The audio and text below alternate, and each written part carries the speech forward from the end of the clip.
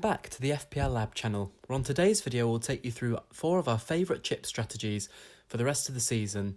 We'll be taking you through the pros and cons of those to help you through the blank and double game weeks, and we'll be highlighting our favourite one out of these 4, so stay tuned till the end. But first, to kick off, let's talk about what we know. So in game week 25 we've got 4 teams that double in Arsenal, Liverpool, Wolves and Everton, and we've got 4 teams that blank in Man United, Brentford, Brighton and Newcastle.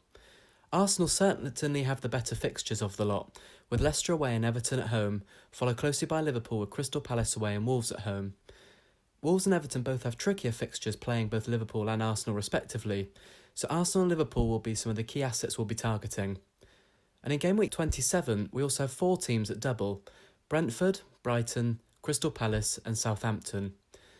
Brentford and Brighton are both on hot form at the moment, and have really good double game week fixtures, with Everton away and Southampton away for Brentford, and Leeds away and Crystal Palace at home for Brighton. Those are the 2 key teams that will be targeting this game week, with Crystal Palace and Southampton both having tough fixtures against the Manchester teams. So now we have a picture of some of the shorter term blank double game week and double game weeks that have been announced.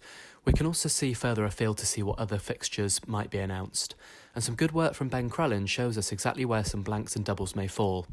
So straight after game week 27, where we have Brentford and Brighton doubling, we have the biggest blank of the season in game week 28, where 8 to 10 teams blank, followed directly straight away by game week 29 with the biggest double of the season, with 10 plus teams doubling. We don't know yet which of those teams fall within the blanks or the double in game week 28 and 29, but we should find out between game week 25 and 26, so that we should make plans soon. Later on in the season, we also have another blank in game week 32 with 4 to 8 teams blanking, and then other doubles in game week 34 with 8 plus teams doubling, and game week 37 with 6 plus teams doubling.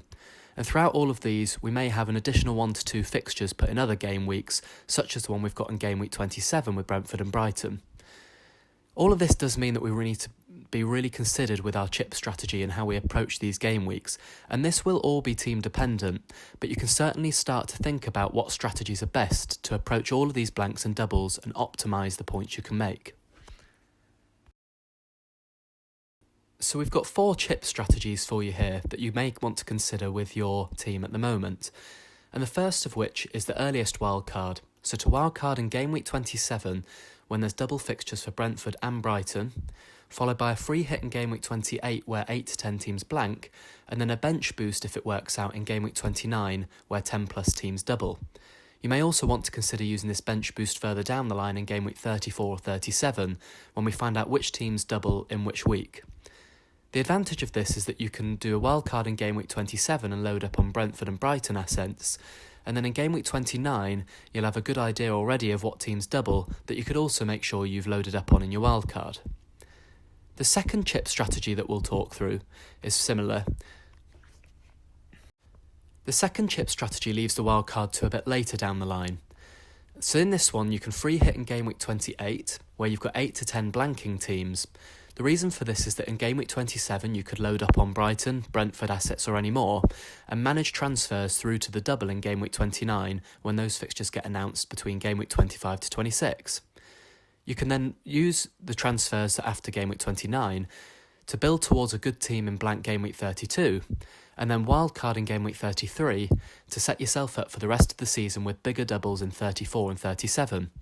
This also means you can bench boost in 34, which could be advantageous after using your wildcard in 33 to set yourself up for this. The third chip strategy is pretty similar, just moving the free hit a week later in double game week 29 to maximise the teams at double.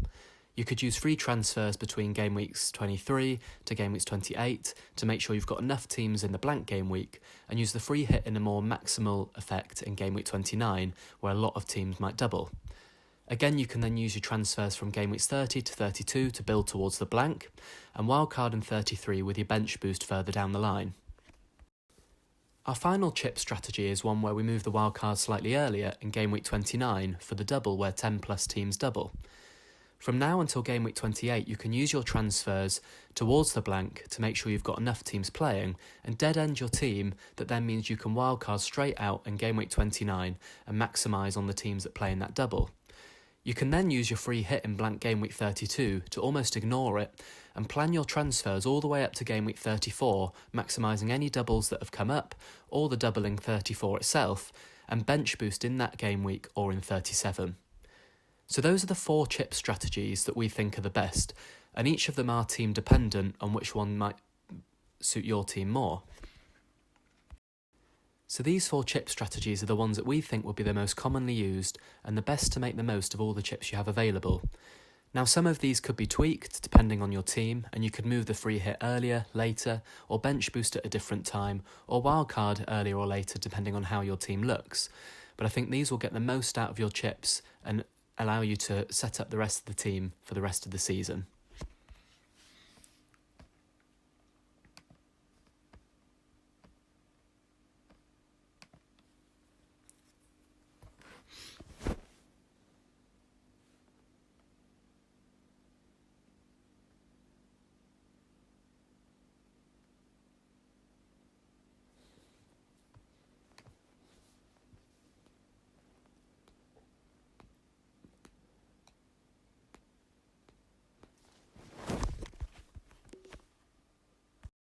So what are the pros and cons of these 4 strategies?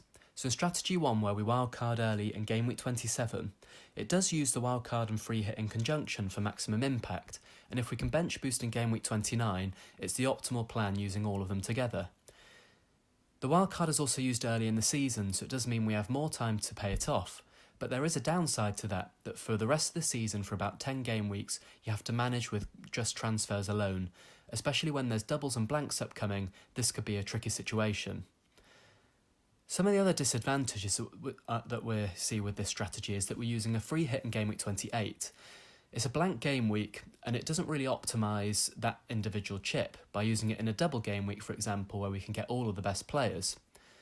And finally, if you can't bench boost in 29 because the fixtures don't add up, bench boosting in 34 could leave us late down the line.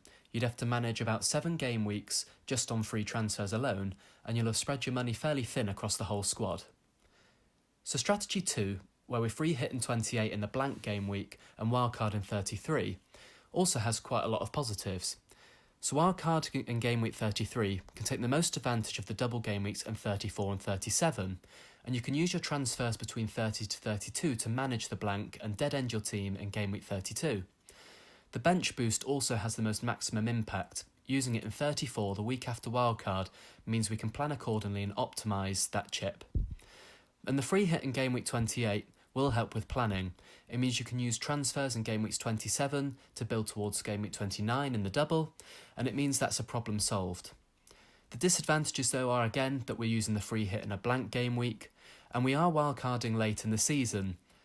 Late in the season does mean there's less time for the wildcard to pay off, although we are using it with a bench boost, which will have a good impact.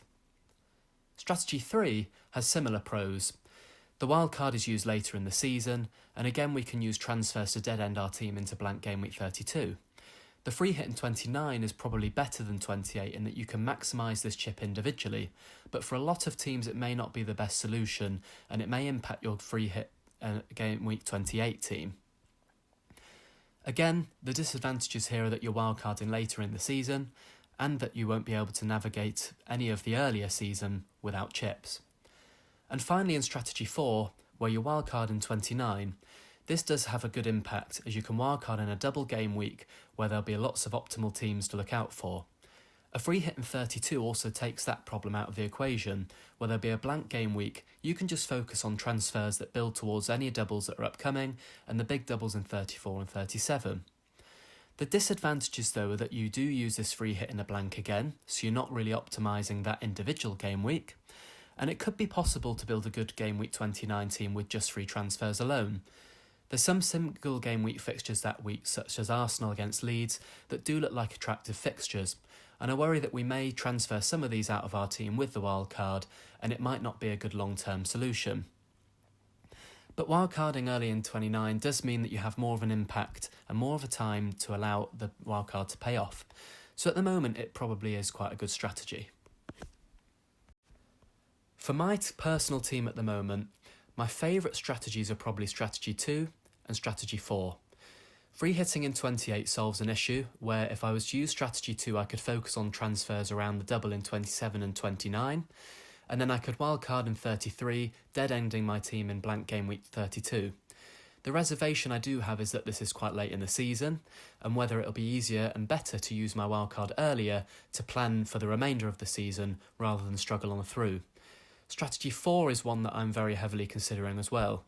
Wildcarding in 29 again does mean that I can maximise that double and use transfers towards game week 28 at the moment, where it looks like a troublesome blank game week. I don't really think the fixtures in 28 are that good for a free hit, and the free hit team probably wouldn't score quite highly, so I think that could be one that is definitely a preferable strategy. As I mentioned, a lot of this will be decided between game weeks 25 and 26, when we get an idea of which teams double and blank in the future, but it's good to keep an open mind as to what your strategy is, as it then may influence the transfers you make in the coming game weeks.